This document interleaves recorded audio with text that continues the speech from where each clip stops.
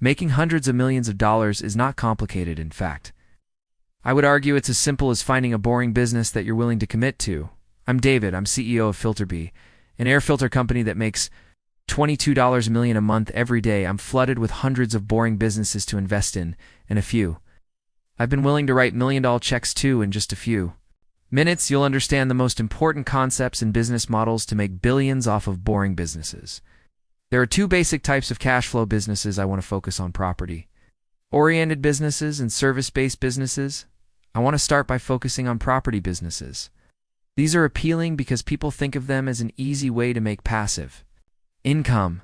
Let's look at my three favorites. This first business can make anywhere from $1,000 to $100,000 per month and only takes a few hours to operate in some cases. People have turned $2,000 investments in this business into millions. Paul Alex, a retired San Francisco police officer, started his ATM business in 2018 to supplement his income.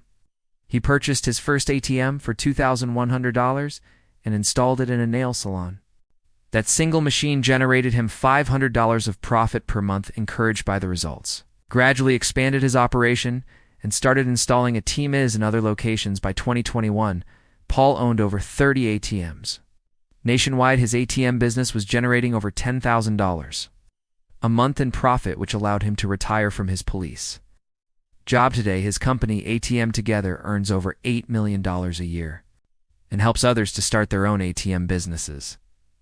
So what was so smart about how Paul started this business? Well, first of all, he didn't go all in on the beginning. He still kept his day job.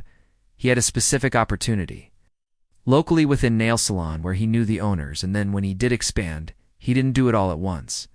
He did it slowly. He went from 1 to 2, 2 to 4, and gradually expanded his ATM footprint. The key in the ATM business is location and maintenance of your ATM machines. If you don't have money in the ATM machines for people to be able to take out your ATM machine is not going to be making any money if your machine breaks or is not functional for whatever reason. It's not going to be making any money, and you're going to be responsible for fixing it. So making sure you understand how you're going to build the infrastructure to be able to maintain your ATM machine and also to be able to continue to negotiate to keep your ATM machines in the right places. These are going to be the keys to being successful in this type of business. I can't make a video about cash flow businesses without mentioning laundromats, according to an industry publication. There's a 95% success rate in laundromats, almost double the national average of a 50% success rate for most businesses. So what makes laundromats appealing? Well, everybody is in search of that elusive, passive income. And at least on the surface, laundromats look just like that. You find a good location. You put in some machines, people put in money, wash their laundry. You collect those machines, or you collect those credit card swipes, and your work is done. You pay for the building, pay for the water, you pay for the detergent, whatever the inputs for laundry would be, and then you can set it and you can forget it. But it's really important to understand here that in business and in life, if it sounds too good to be true, it oftentimes is. Laundromats can be a great investment. But remember, you're still going to be responsible for the maintenance of all those machines, for actually collecting that money, making sure that you have a safe, clean environment consistently, and most importantly, have the right location, because people are not going to choose you if it's not convenient and not in the right area. Laundromats can be great profitable cash flow businesses and a great entry point for people to get started. But if you want to scale it, in my experience, it takes more capital than people oftentimes realize. And that's one downside of laundromats from my perspective. I will pay you $10,000 a month to start this next business.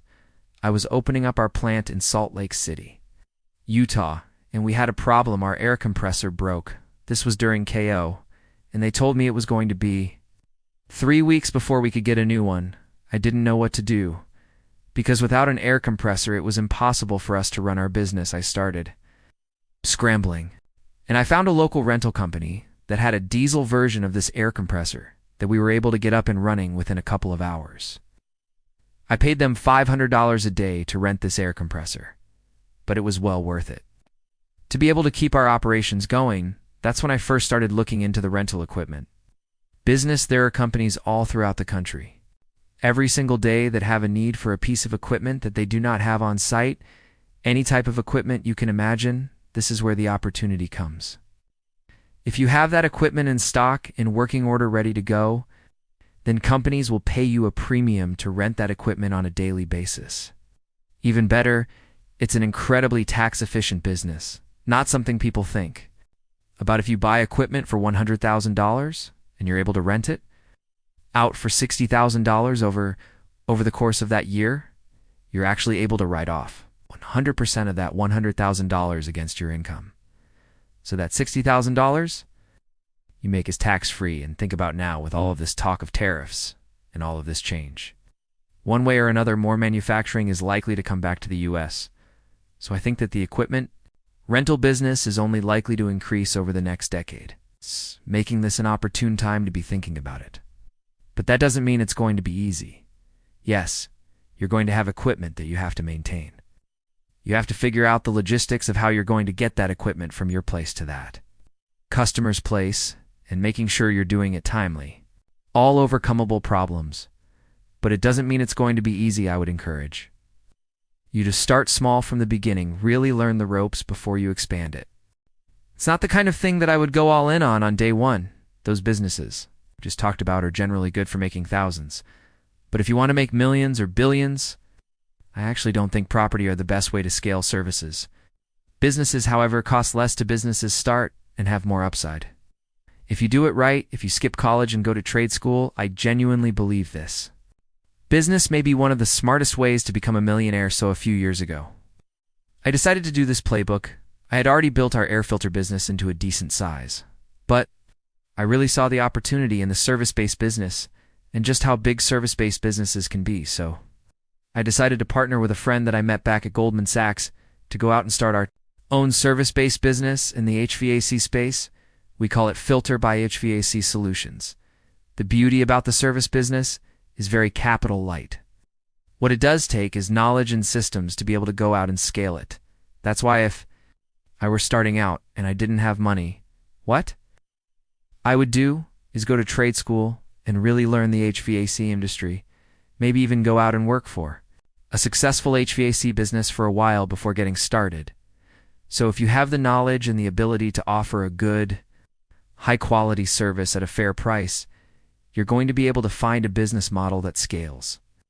So how do you get started in something like this? You follow my exact playbook. You start locally.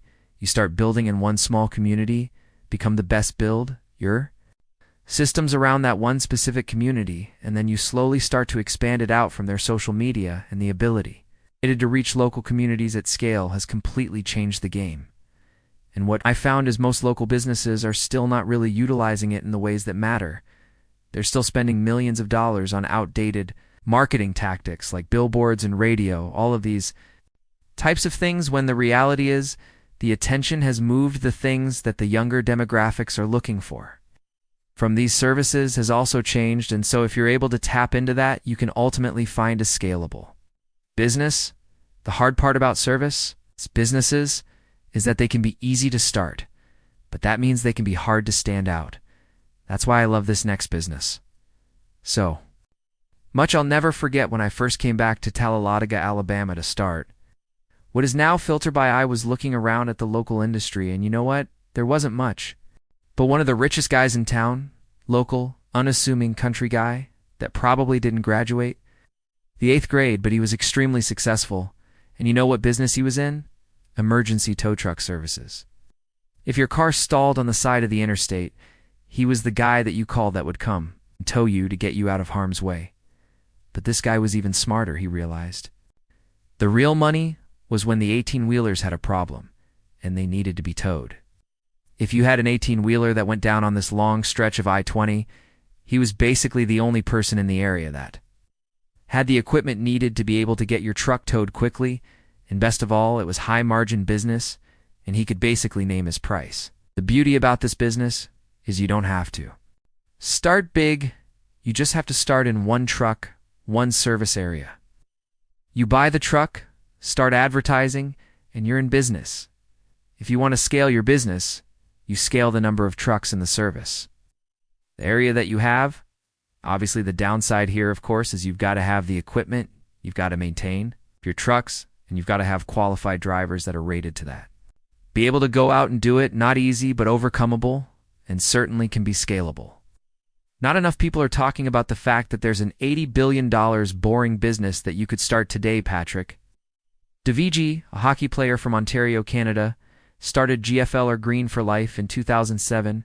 He began by managing several small Ontario waste management companies, then aggressively expanded by making more than 100 acquisitions. His big break came in 2011 when GFL won a Toronto trash collection contract, beating out much larger competitors. Under his leadership, GFL grew from a small local business to a multi-billion dollar empire, now serving customers across Canada and the US with over 20,000 employees today. GFL is publicly traded and recognized as one of the top waste management companies in North America. So why is waste management so great? Well, it's a huge market. It's something that basically every home or business needs. They need their trash picked up. Is trash collection an easy business? No. There are environmental concerns. There are lots of large players already in the market. So how would I get started if I wanted to get into this? Well, I would study my local market and find what is my local service missing, and the answer may be very different depending on the community. Maybe you do your research and find, hey, they're only picking up 1 day a week. But I know that there's enough demand for, doing it 2 days a week or doing it on a different day of the week. Maybe that's your opportunity.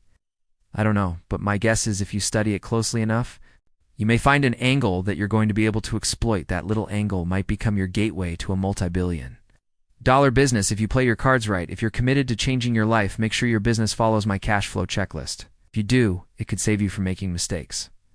That could cost you thousands. The first step to running a boring business has absolutely nothing to do with how much you make, but how much you spend. A few years ago, I met a guy named John at a small conference that was attending. John owns a window cleaning business. What tools did he need in order to do that? He had invested in a squeegee, a bucket, and some soap, and he started cleaning windows for a bank today. John runs a business doing $10 million of revenue at 40% net margins, meaning he's clearing $4 million a year in a window cleaning business. This is an example of a perfect boring business. One of the values of starting lean and by doing the processes yourself is later on, when you actually want to scale that business and start to build the systems. Then, because you've worked in the business and you know the pain points of that business, you're able to come up with systems that solve those pain points. That's one of the secrets for me early on. When I was building FilterBee, we now have 1,000 employees. But there is not a job in any of our factories or in any of our processes that I have not personally done. People will tell you stories about businesses that take months to get their first sale. But the truth is, most successful businesses have models to get up and running fast. I had customers before I started our air filter factory. How do you do that? Well, I actually started out by drop shipping, very low margin. Made almost no money early days doing that. But I was doing that to keep my risk low in order to prove out my business model. Only after I was convinced I had a system that was going to repeatedly get me new customers, consistently did, I'd take the leap and actually invest the money in the manufacturing process to make those filters. If you take that approach, then it's way lower risk maybe. It takes you a couple more months to get to market because you're delaying yourself a little bit, but it keeps your risk effectively zero. You can do this in any type of a business. If you're just a little bit creative, if you have a service, think about creating a landing page, running some Google ads to it, and seeing how many people will click to buy. Then maybe you find somebody else to actually deliver that service for them. That's what it takes once you sell it, but you validated the idea and you know whether or not you have a system that is going to get consistent business for whatever it is you're looking to build. That's exactly what you need to do in validating your boring business. Early on, even though you need to watch your cost and be plug and play, you still need to be able to compete. If you follow my third step in the checklist, you'll instantly be able to win dominoes.